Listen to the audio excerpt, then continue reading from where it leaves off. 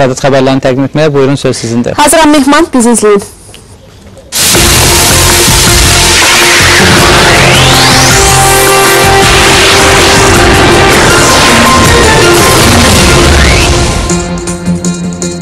Ekonomik sefirdədir. Cənub qaz dəhlizi tamamilə realdır. Azərbaycan və Gürcüstan ərazisindəki boru xəttlərini və Şahdəniz 2 layihəsinə 12 milyard dollar investisiya yatırılıb.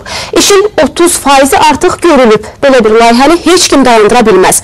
SOCAR-ın vitse-prezidentinin müavini Vitali Beylərbəyev Euroaktivə müsahibəsində belə deyib. Onun sözlərinə görə gələcəkdə Azərbaycanın Xəzərdəki yeni qaz yataqlarından hasilat başlayandan sonra Cənub qaz dəhlizi ilə qaz nəqli artacaq. Eləcə də digər ölkələrin hesabına diversifikasiya baş verəcək.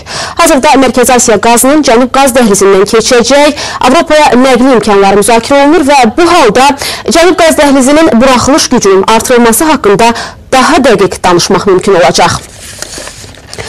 Ünvanlı sosial yardım almaq istəyənlərin işi asanlaşdırılır. Ölkə rəhbərinin tapşırığına əsasən prosesi asanlaşdırmaq, eyni zamanda şəffaflığı təmin etmək məqsədi ilə elektron xidmət yaradılır. Belə ki, vətəndaşlar yaxın vaxtda işə salınacaq bu xidmətdən yararlanmaqla müraciətlərini mərkəzlərə getmədən istədikləri yerdən edəcəklər. Cəlilabadda jurnalistlərin suallarını cavablandıran Əmək və Əhalinin Sosial Müdafiəsi naziri Səlim Müslümov əlillərin avtomobillə təminatı məsələsinə də toxunub. Bu il inşallah Naxçıvan zavodu 400 Nazlifan avtomobilinə bizə təhvil verəcək. Onları biz həmin növbədə olan bizim əlilliyi olan vətəndaşlarımıza, müharibələrine təqdim edəcək. Bu siyahılar bildiyiniz kimi Nazirliyin saytında yerləşdirilib. Bu siyahıdan hər hansı bir kənarlaşma ola bilməz. Həmin siyahı üzrə yenə əvvəlki ildə olduğu kimi avtomobillər öz sahiblərinə çatdırılacaqdır. Qiymətli kağızlar bazarının hüquqi və tənzimləyici bazasının qabaqcıl beynəlxalq təcrübəyə uyğunlaşdırılmasını nəzərdə tutan yeni qanun qəbul olunub. Yeni qanuna əsasən bundan sonra qiymətli kağızlar vahid mənbədə saxlanacaq. Bundan başqa indi broker və dilerlər bir lisenziya çərçivəsində fəaliyyət göstərəcək. Lisenziyalarsa müddətsiz olacaq. Həmçinin qiymətli kağızlar bazarında məlumatların şəffaflığını təmin etmək, ictimaiyyətə davamlı informasiyalar açıqlamaq üçün vahid məlumat resursu da yaradılacaq. Gözləntilər, yəni sərmayənin real sektora, iqtisadiyyata yönəlməsi prosesinin, yəni kapitalın mobilizasiya prosesinin iqtisadiyyata, real sektora, şirkətlərə yönəlməsi prosesinin tənzimlənməsi, optimallaşdırılması, sadələşdirilməsi və buna nəzarətin gücləndirilməsidir. Burada həm qanunvericilik özü-özlüyündə həm institutların möhkəmlənməsinə, həm nəzarətin gücləndirilməsinə, həm də prosesin optimizasiyasına yönəldilmişdir. Sözsüz bu dəyişikliklər həmin şirkətin təqdim etdiyi xidmətlərin daha yüksək səviyyəsinə verilməsinə imkan yaradacaq. Hal-hazırda fəaliyyət göstərən broker və diler şirkətləri səhmdar cəmiyyət olaraq fəaliyyət göstərəcək. Bu da sözsüz təbii ki öz növbəsində investorlara da müsbət təsir göstərəcək.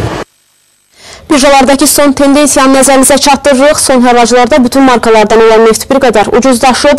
Amerikanın New York Həmtə birjasında hərraca çıxarılan light markalı qara qızıl 59 dollar 39 sentə təklif edilir. London birjasındakı Brent nefti isə hazırda 65 dollar 18 sentə satılır. Qiymətli metallar bazarında dinamika mənfidir. Qızılın qiymətində cüzi azalma müşahidə edirik. Sarı metalın bir unsiyası bu saata 1195 dollar 86 sentdir. Gümüş isə daha çox ucuzlaşıb və indi bu metal 16 dollar 83 sentə satılır. Hazırda təkcə misin dəyəri bir qədər artır.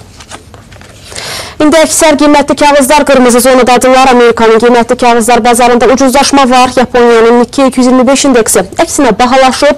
Avropa birjalarında isə ucuzlaşma nəzərə çarpır. Avrozonanın vahid valyutasının məzənnəsi yenə də düşüb. İndi avro dollar 1,913'dür, dollar yen 122,52'dir. Funt sterling dollarsa 1,5410'a bərabərdir.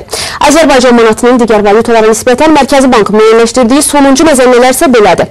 İndi 1 dollar 1 manat 5 qəpikdən biraz ucuzdur, 1 avro 1 manat 15 qəpikdən aşağıdır, Rusiya rublu 2 qəpikdir, Türk lirəsinin məzənnəsi isə 40 qəpiyə mübadilə olunur. Bu qədər. Bu bizim ekonomikdə çatdıracağımız sonuncu xəbər idi. Sizi maraqlandıran hadisə və narahat edən problemlər varsa elə bu barədə 497-61-57 nömrəli qaynar xəttimizə zəng vurub məlumat verə bilərsiniz. Həmçinin Android tipli mobil telefonlara iReporter proqramını yükləməklə də qarşılaşdığınız hər hansı hadisəni Lider televiziyasına göndərə bilərsiniz. Mehman, bizdən bugünlük bu qədər. Söz yenidən sizdədir. Çox sağ olun Aysel və hörmətli tamaşaçılar. Səda davam edir. 1918-ci ildə yaradılan Azərbaycan Xalq Cümhuriyyəti cəmi 23 ay yaşasa da onun tarixi əhəmiyyəti